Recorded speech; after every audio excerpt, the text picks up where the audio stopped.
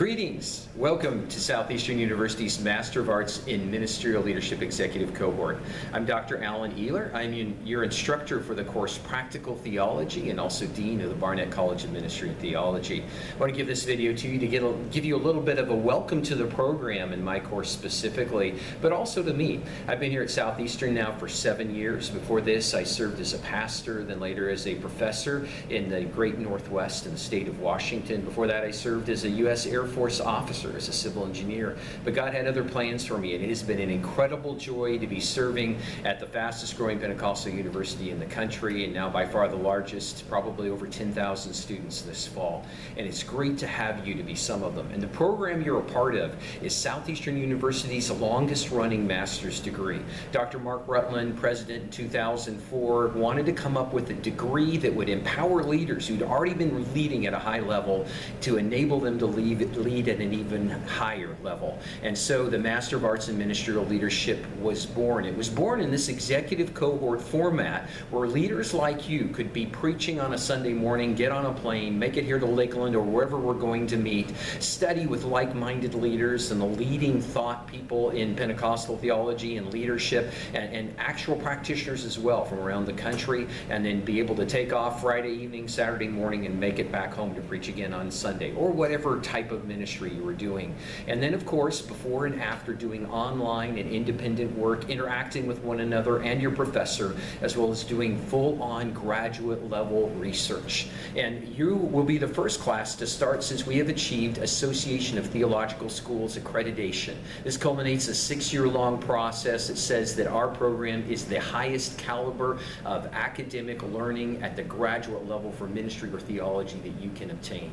Now, let me just say, you take a look at the list of alumni from this program, and it is just incredible. Many of the largest and fastest growing churches and ministries across the country have gone through what you are about to experience. And let me say, I can imagine you, like all those before you, your heart leaps with the excitement about what you're about to do, but also with the fear of what you're going to face. And it is truly graduate level work. It's going to be a lot of work. You're going to need grace from the people in your life, but it will be practical and it's going to empower you. Our courses are specifically designed to be able to be applied into your workplace. You're going to do research and reading, probably like you've never done before, but you're going to be thinking and learning, how can I lead? How can I be a minister of the gospel in my place at a higher level? And that's what it's all about.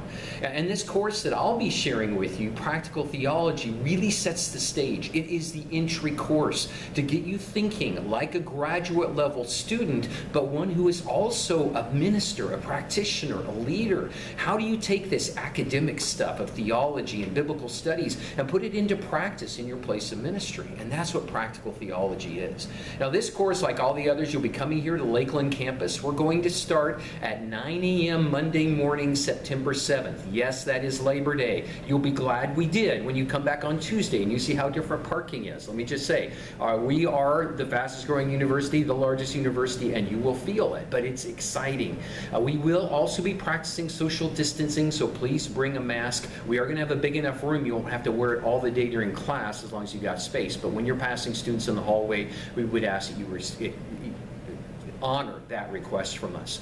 Also, for parking passes, when you show up on Longfellow Boulevard, you'll see just north of our football stadium, just north of Crystal Lake Drive, there's a 4-way stop. Enter there. There is a kiosk that has one of our security officers there. You will check in there to get a parking pass. A temporary parking pass will last all week. We will be gathering together for meals if you would like at lunch. There'll be at least once we get together, all probably on Wednesday, and maybe go off campus Tuesday or Wednesday. We'll see how that works out. On your own, the meals are all the rest of the meals will be on your own expense-wise. If you want to gather in the evenings, that's fine. We will be sending you a list of suggested hotels that offer discounts to students. We have found that some of our cohorts like to stay together, get an Airbnb or someplace where they can just share the expense of travel. As you probably know by now, you will have your first 2 live sessions here in Lakeland. That is in September and then in February of 2021. But then in April of 2021, we'll be in Los Angeles. In June, you'll be in Chicagoland. In next September of 2021, you'll be in Oklahoma City. In November of 2021, Charlotte, North Carolina. And then in March of 2022, your last live session is going to be a remote, beautiful place called Orcas Island, Washington, at the home of Leonard Sweet, where you're just going to get away and think like you've never thought before, and then walk across that line in April of 2022.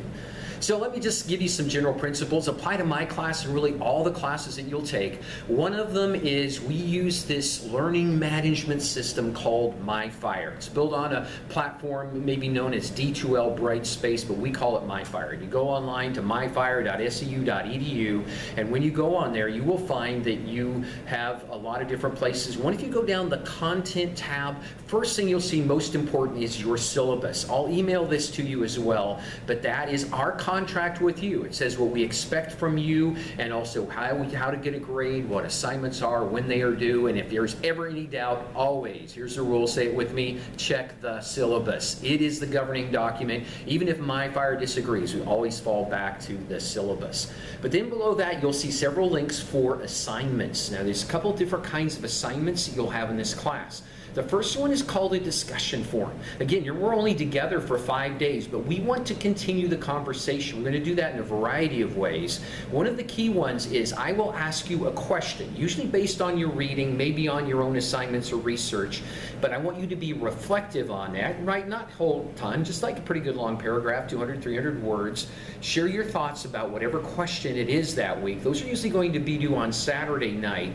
Then I want you to reply to at least 2, but please, this is to be a conversation with your whole class. Go more than that. Okay, I'm going to grade 2, but talk to everybody. Make this a conversation, and usually you'll have Tuesday by midnight that those are due, and they're just replies. Again, ongoing conversations. This is a big part of online education today, so we'll have several of those going on throughout the semester. We'll also be doing some video Zoom sessions later on in the semester, again, just to keep up the relationships, to share, to process everything you're going through.